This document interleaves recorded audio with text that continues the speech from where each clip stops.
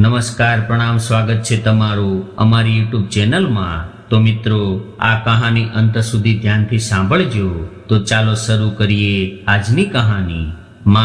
મારા પિતાજી તો હવે આ દુનિયા છોડીને જતા રહ્યા છે, એટલે હવે આ મિલકતના ભાગલા પાડી નાખો, જેનાથી અમે બધા જ ભાઈઓ અહીંયાથી રજા લઈએ, કેમ કે અમારા બાળકોની સ્કૂલ ચાલુ છે અને અમારે પણ ઓફિસનું કામ છે।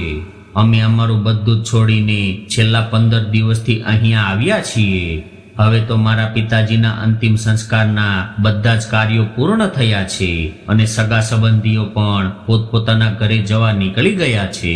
મોટા દીકરાએ આવું કહ્યું ત્યારે નાનો દીકરો પણ મોટા ભાઈની હામાં હા મેળવીને કહેવા લાગ્યો કે મારા પિતાજી પાસે શું વસિયત હતી એ જોવાનો તો અમને ક્યારેય સમય જ મળ્યો નથી, કારણ કે અમે અમારા કામમાં એટલા બધા વ્યસ્ત હતા કે સમય જ કાઢી ન શક્યા, અને હવે અમારે અહીંયા રોકાવાનો પણ કોઈ મતલબ નથી। એટલે સૌથી નાનો દીકરો કહેવા લાગ્યો કે હા માં, હવે જે ભાગલા પાડવાના હોય એ જલ્દી પાડો, અમારા બાળકો હવે અહીંયા નથી રહી શકતા।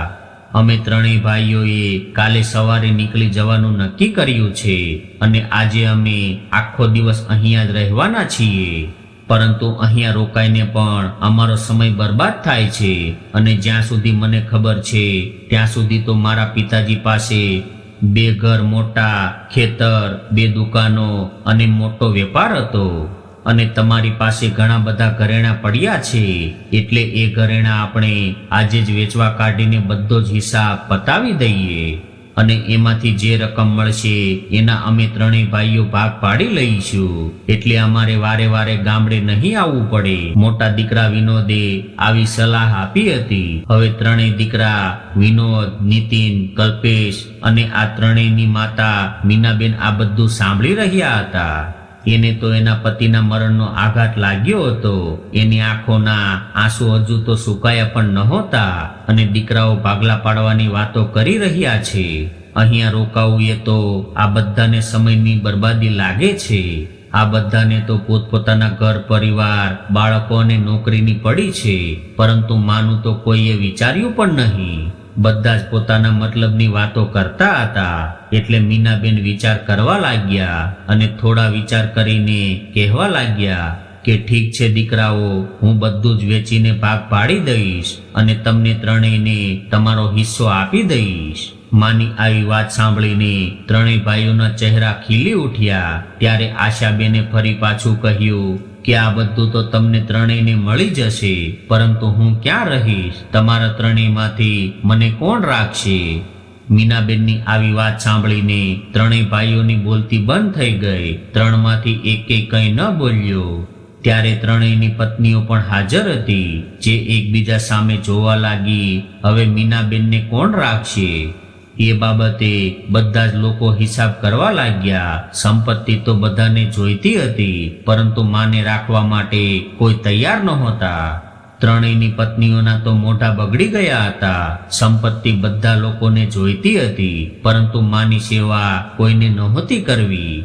ત્યારે જ મોટો દીકરો વિનોદ બોલ્યો કે મારા છોકરાઓ તો હવે મોટા થઈ ગયા છે અને એનો ભણવાનો ખર્ચો પણ ખૂબ વધારે આવે છે, અને આમે મારે તો 4 રૂમનું જ ઘર છે, એક અમારો, એક પિન્ટુનો, એક રાહુલનો, અને એ બંને કોઈ સાથે પોતાનો રૂમ શેર નથી કરતા, એને વાંચવાનું પણ હોય છે, અને એક રૂમ તો મહેમાનો માટે રાખ્યો છે, અને મારી પત્નીના પિયરમાંથી પણ લોકો આવતા હોય છે, અને એ લોકો આવે ત્યારે ક્યાં રહેશે?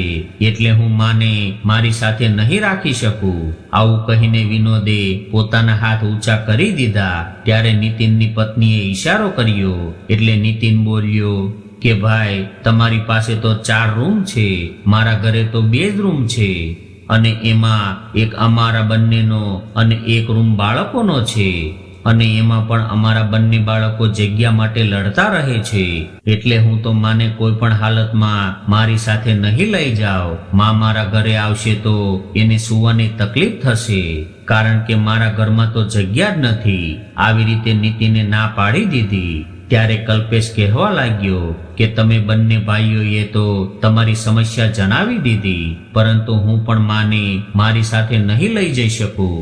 કારણ કે મારી પત્ની પણ નોકરી કરે છે અને અમે બંને સવારે ઘરેથી નીકળી જઈએ છીએ અને અમારા બાળકોને રાખવા માટે એક બાઈ રાખી છે અને એને પણ એક રૂમ આપવો પડે છે અને મા માટે અમારા બાળકોને રાખવા વાળી બાઈને ન કાઢી મુકાય, કારણ કે એ બાઈ 3 વર્ષથી અમારી સાથે રહે છે, એટલે મા માટે મારા ઘરમાં કોઈ જગ્યા નથી. આવી રીતે કલ્પેશે પણ ના પાડી દીધી. કલ્પેશ સૌથી નાનો હતો અને એ તો માનો લાડકો હતો. બાળપણમાં તો કલ્પેશ એના ભાઈઓને પણ માને અડવા નહોતો દેતો અને એવું કહેતો કે માં બસ મારી જ છે. આજે એ જ દીકરાએ માને સાથે રાખવાની ના પાડી હતી. નાના દીકરા કલ્પેશની આવી વાત સાંભળીને મીનાબેન ચોંકી ગયા. એક તો એના પતિના મરણનો આઘાત હતો અને ઉપરથી પોતાના 3 દીકરાઓની આવી વાતો સાંભળીને મીનાબેન હેરાન રહી ગયા. એટલે ત્યાંથી ઊભા થઈને ચૂપચાપ કોઈ જવાબ આપ્યા વગર જ પોતાના રૂમમાં જતા રહ્યા અને અંદરથી દરવાજો બંધ કરી દીધો. ત્યારબાદ રૂમમાં બેસીને ધ્રુસકે રડવા લાગ્યા. એને વિશ્વાસ નહોતો આવતો કે આ 3 એ જ દીકરાઓ છે જે હંમેશા એ વાતને લઈને લડતા રહેતા કે માં તો ફક્ત મારી જ છે અને આજે એટલા માટે લડી રહ્યા છે કે માં તો ફક્ત તારી છે, એટલે તું જ માને તારી સાથે રાખ. ત્યારે મીનાબેન એના પતિના ફોટા સામે ઊભા રહી ગયા અને કહેવા લાગ્યા કે મને એકલી મૂકીને તમે કેમ ચાલ્યા ગયા? તમે તો કહેતા હતા કે આશા તારે 3 દીકરા છે એટલે તું તારી વૃદ્ધાવસ્થામાં રાજ કરીશ. 3 દીકરાઓ તને એની સાથે રાખવા માટે ઝઘડી પડશે, પરંતુ અત્યારે તો મને 3 માંથી એકેય દીકરો એની સાથે રાખવા માટે તૈયાર નથી. એક માં આજે બોજ બની ગઈ છે. માનો ભાર ઉપાડવા માટે આજે કોઈ તૈયાર નથી. માં 3 દીકરાઓને એક જ રૂમમાં મોટા કરી શકે છે, પરંતુ આજે 3 દીકરાઓના અલગ અલગ ઘર હોવા છતાં પણ પોતાની માને સાચવી નથી શકતા. માં તો 9 મહિના સંતાનનો ભાર પેટમાં ઉચકીને પણ હસતી રહે છે. એ જ સંતાનોને આજે પોતાની માં ભાર રૂપ લાગે છે. ત્યારે વિચાર કરતા કરતા મીનાબેન પોતાના અતીતમાં ખોવાઈ ગયા. હસતો ખેલતો એનો પરિવાર હતો. 3 દીકરાની માં હોવાનો ગર્વ એક સામાજિક સન્માનની વાત હતી. ઘરમાં કોઈ પણ વસ્તુની કમી નહોતી. પોતાના ઘરમાં મીનાબેનને ખૂબ સન્માન અને પ્રેમ મળતો હતો. એના સાસુ સસરા તો એના પતિ નાના હતા ત્યારે જ અવસાન પામ્યા હતા. મીનાબેન અને એના પતિ પોતાના દમ પર આગળ આવ્યા હતા અને વેપાર વધાર્યો હતો. નજીકના સગાવાલાઓ તો જોતા જ રહી ગયા હતા. એમની કાબિલિયત અને વેપાર જોઈને માગા આવવા લાગ્યા હતા. મીનાબેનના માતા પિતાને પરિવારવાળા પણ એના પતિની સાથે વેપાર કરતા હતા. મીનાબેનના પિતાજીએ એના પતિની નજરમાં વસી ગયા હતા. મીનાબેનના પિતાજીને એના પતિ નજરમાં વસી ગયા હતા અને ત્યારબાદ તેના વિવાહ કરાવ્યા હતા. સ્ત્રી વગર ઘર સંભાળવું ખૂબ મુશ્કેલ હોય છે, પરંતુ મીનાબેને આવીને મકાનને ઘર બનાવી દીધું હતું. મીનાબેન વધારે ભણેલા નહોતા, પરંતુ દરેક વસ્તુની સમજ હતી. એ એના પતિની સાથે વેપારની બધી જ ખબર રાખતા હતા. સાથે સાથે ઘર પણ ખૂબ જ કુશળતાથી સંભાળતા હતા. જ્યારે પ્રથમ દીકરા વિનોદનો જન્મ થયો ત્યારે ઘરને દીપાવલીની જેમ શણગાર્યું હતું અને ગરીબોને દાન આપ્યું હતું અને આખા ગામને તેમજ સગા સંબંધીઓને ભોજન કરાવ્યું હતું. ત્યારબાદ નીતિન અને કલ્પેશનો જન્મ થયો અને ઘર કિલકારીઓથી ગુંજી ઉઠ્યું. 3 ભાઈઓ સાથે રમતા, લડતા અને ઝઘડતા રહેતા. 3 દીકરાઓની સારી પરવરિશ અને સાથે સાથે સારા સંસ્કારોનું સિંચન પણ કરતા હતા. બાળકોને વેપાર કરવા કરતા ભણવામાં વધારે રુચિ હતી અને એના પતિની એવી ઈચ્છા હતી કે વિનોદ મારો વેપાર સંભાળી લે, જેનાથી બહારના લોકોને મારે પૈસા ન આપવા પડે. પરંતુ વિનોદ તો એન્જિનિયર બનવા માંગતો હતો અને એણે તો પ્રવેશ પરીક્ષા પણ પાસ કરી લીધી હતી. એટલે એ શહેરમાં કોલેજ કરવા માટે નીકળી ગયો. હવે 4 વર્ષ બાદ વિનોદ જ્યારે એન્જિનિયર બની ગયો, એને 2 વર્ષ વિદેશમાં રહી આવ્યો. હવે મીનાબેન અને એના પતિએ એવું વિચાર્યું હતું કે હવે તો નીતિન અમારો સહારો બનશે, પરંતુ નીતિનને તો સીએ થવું હતું. નીતિન ખૂબ જ બુદ્ધિમાન હતો, એટલે એ ખૂબ જ જલ્દી સીએ બની ગયો અને એક સારી કંપનીમાં મોટા પેકેજ વાળી નોકરી મળી ગઈ. હવે નીતિન પણ ઘર છોડીને નીકળી ગયો હતો. સૌથી નાનો કલ્પેશ પણ હોશિયાર હતો. એ બેંકમાં મેનેજર બની ગયો. ત્રણેય ભાઈઓ વચ્ચે 2 વર્ષનું અંતર હતું. મીનાબેન અને એના પતિએ એવું વિચાર્યું હતું કે હવે ત્રણેય દીકરાના વિવાહ કરાવવા છે, એટલે છોકરીઓ જોવાનું શરૂ કરી દઈએ. આપણે આપણા ત્રણેય દીકરાઓના વિવાહ ખૂબ ધામધૂમથી કરવાના છે. પરંતુ આશાબેનનું આ સપનું પણ સપનું બનીને રહી ગયું હતું, કેમ કે વિનોદે એની સાથે કોલેજમાં ભણી રહેલી છોકરી સાથે કોર્ટ મેરેજ કરી લીધા હતા અને શહેરમાં રિસેપ્શન પણ રાખ્યું હતું. અને એ પાર્ટીમાં મીનાબેન અને તેના પતિને આમંત્રણ આપ્યું હતું. ત્યારે મીનાબેન અને એના પતિ પોતાના જ દીકરાને મહેમાનોની જેમ આશીર્વાદ આપીને પાછા આવી ગયા હતા. એ રાત્રે મીનાબેન આખી રાત રડતા રહ્યા. પ્રથમ દીકરાના વિવાહ હતા અને એના એક પણ અરમાન પૂરા ન કરી શક્યા. કેટલાય સપના જોયા હતા. હવે વહુ એક દિવસ માટે સાસરે આવી હતી અને બીજા દિવસે તો નીકળી ગઈ હતી.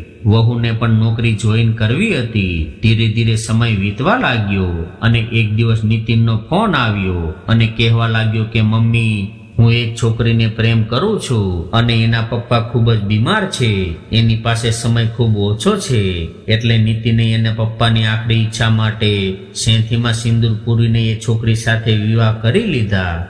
નીતિને તો એના વિવાહમાં એના માતા પિતાને બોલાવ્યા પણ નહોતા. હવે નાના દીકરા નિલેશે પણ એક છોકરી પસંદ કરી લીધી અને મંદિરમાં જઈને વિવાહ કરી લીધા. એણે પણ પોતાના માતા પિતાને બોલાવ્યા નહીં. એ દિવસે આશાબેન ખૂબ જ ભાંગી પડ્યા. ધીરે ધીરે ફરીથી સ્થિતિ સામાન્ય થઈ અને સમયની સાથે દીકરાઓના ઘરે પણ બાળકો થઈ ગયા હતા. હવે દરેકને તો પોતાનો પરિવાર થઈ ગયો હતો. વહુઓને તો ક્યારેય પણ ગામડે આવીને રહેવું નહોતું, એટલે એ લોકો સાસુ સસરા સાથે ક્યારેય પણ ભળી ન શક્યા. મીનાબેન તો ગામડામાં મોટા થયા હતા, એટલે એને શહેરમાં ફાવતું નહોતું, એટલે 1-2 દિવસ રહીને પાછા આવી જતા. હવે મીનાબેનના પતિની ઉંમર થઈ ગઈ હતી, એટલે એ પહેલા જેટલું કામ નહોતા કરી શકતા. એને થાક લાગતો હતો. એક દિવસ હાર્ટ એટેકના લીધે એનું મૃત્યુ થઈ ગયું. ત્યારે મીનાબેન ભાંગી પડ્યા હતા, એટલે મીનાબેને પોતાના દીકરાઓને ફોન કરીને બોલાવ્યા હતા અને ત્રણેય દીકરાઓએ પોતાના પિતાજીનો અગ્નિ સંસ્કાર આપ્યા હતા. હવે મીનાબેન પોતાના અતીતની યાદોમાંથી બહાર આવ્યા. ત્યારે દરવાજા પર અવાજ આવતો હતો કે માં, તમે શું નિર્ણય કર્યો છે? પરંતુ કોઈએ એવું ન પૂછ્યું કે માં, તમે જમ્યા નથી એટલે થોડું ખાઈ લ્યો. હવે મીનાબેનના મનમાં ને મનમાં એક નિર્ણય લીધો હતો અને ત્યારબાદ એ રૂમમાંથી બહાર નીકળ્યા અને સીધા જ રસોડામાં પહોંચી ગયા અને ત્યાંથી થાળીમાં ભોજન લઈ આવ્યા. ભોજનનો કોળિયો ખાતા પહેલા મીનાબેન એવું બોલ્યા કે દીકરાઓ, તમે બધાએ તો ખાઈ લીધું હશે, છતાં પણ તમને પૂછી લઉં છું કે તમે બધાએ ખાધું છે કે બાકી છે? માં ભૂખી હોય તો પણ એ પહેલા સંતાનોને ખાવાનું કહે છે, પરંતુ સંતાનોને માની કોઈ પરવા નથી હોતી. સંતાનોએ તો એકવાર પણ બારણું ન ખખડાવ્યું કે માં, ચાલો તમે ખાઈ લ્યો. તમને લોકોને તો બસ સંપત્તિથી જ મતલબ છે. માં ભૂખી રહે, માં ક્યાં અને કેવી રીતે રહેશે, એનો કોઈને કોઈ પણ પ્રકારનો મતલબ નથી. બસ સંપત્તિની રાહ જોઈને બેઠા છો.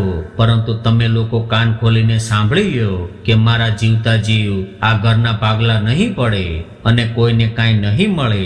મારી સંપત્તિમાંથી તો તમને લોકોને અત્યારે પણ કંઈ નહીં મળે અને મારા મૃત્યુ બાદ પણ કાંઈ નહીં મળે. મારા પતિ એની બધી જ મિલકત મારા નામે કરીને ગયા છે, એટલે હવે મારી ઈચ્છા નથી કે હું મારી મિલકતના ભાગ પાડી દઉં.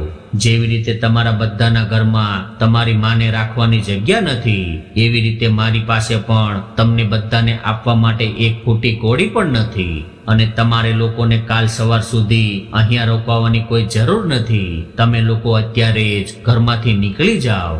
વિનોદ, તારા ઘરમાં તારા છોકરાઓ માટે રૂમ છે, મહેમાનો માટે રૂમ છે, પરંતુ તને જન્મ દઈને મોટો કરનારી તારી મા માટે જગ્યા નથી. અને નીતિન, તારા ઘરમાં 2 જ રૂમ છે તો શું થઈ ગયું? હું તો બહાર હોલમાં સૂઈ જાત. એકવાર બોલ્યો તો હોત કે માં મારી સાથે ચાલો. અને કલ્પેશ, તારા ઘરમાં 3 વર્ષથી તારા બાળકોને સાચવી રહેલી બાઈની તને વધારે ચિંતા છે, પરંતુ મેં તો તને 30 વર્ષ સુધી સાચવ્યો હતો, અને તો પણ કેટલી આસાનીથી તે મને રાખવાની ના પાડી દીધી. માના આવા શબ્દો સાંભળીને 3 ભાઈઓની નજર શરમથી ઝૂકી ગઈ. ત્યારે માં ફરી કહેવા લાગી કે તમે લોકો તો જ્યારથી આવ્યા છો ત્યારથી બસ એક જ રટણ ચાલુ કર્યું છે કે મિલકતના ભાગ પાડી નાખો, જેનાથી અમે બધા જ પોતપોતાના હિસ્સાની મિલકત લઈને ચાલતા થઈએ. પરંતુ તમે 3 મને એ તો જણાવો કે માં કોના હિસ્સામાં આવશે? મને તો તમારે કોઈએ સાથે નથી રાખવી, તો પછી હું ક્યાં જઈશ? તમે લોકોએ મારો કાંઈ વિચાર કર્યો છે કે નહીં? દીકરાઓ, આ મારી સંપત્તિ છે અને હું આની માલિક છું. હું આ ઘરમાં રહીને મારા પતિની યાદો સાથે જીવી લઈશ. અને હા, એના વેપાર વિશે મને ખબર છે, એટલે હું 2-4 માણસો રાખીને વેપાર સંભાળી લઈશ. એટલે તમે 3 અત્યારે જ મારા ઘરમાંથી બહાર નીકળી જાઓ અને તમારી નોકરી અને તમારો પરિવાર સંભાળો. અને મારા ગયા બાદ હું મારી તમામ સંપત્તિ વૃદ્ધાશ્રમ અને હોસ્પિટલમાં દાન કરી દઈશ, પરંતુ તમને લોકોને 1 રૂપિયો પણ નથી આપવાની. આવી રીતે મીનાબેન પોતાનો નિર્ણય સંભળાવી દીધો અને 3 દીકરાઓ જોતા રહી ગયા. ત્યારબાદ 3 દીકરાઓ માફી માંગવા લાગ્યા, પરંતુ મીનાબેને એને માફ ન કર્યા. અને બીજા દિવસે સવારે 3 દીકરાઓ ત્યાંથી નીકળી ગયા. મિત્રો, મિલકતમાં ભાગ લેવા માટે દીકરાઓ એકબીજા સાથે લડતા રહે છે, પરંતુ માને સાથે રાખવા માટે કોઈ નથી લડતા. બાળપણમાં તો માં ખૂબ જ વહાલી હોય છે, પરંતુ મોટા થાય એટલે માં માટે પહેલો જેવો પ્રેમ અને સન્માન નથી મળતું. સંતાનો મોટા થઈને માનો ત્યાગ, સમર્પણ અને પ્રેમને આખરે શા માટે ભૂલતા હશે? મિત્રો, તમારું આ વિડીયો વિશે શું કહેવું છે? કોમેન્ટ કરીને જરૂર જણાવજો. અને આ વિડીયો પસંદ આવ્યો હોય તો લાઈક કરજો, શેર કરજો, અને નવા હોય તો ચેનલને સબસ્ક્રાઇબ જરૂરથી કરજો. હર હર મહાદેવ.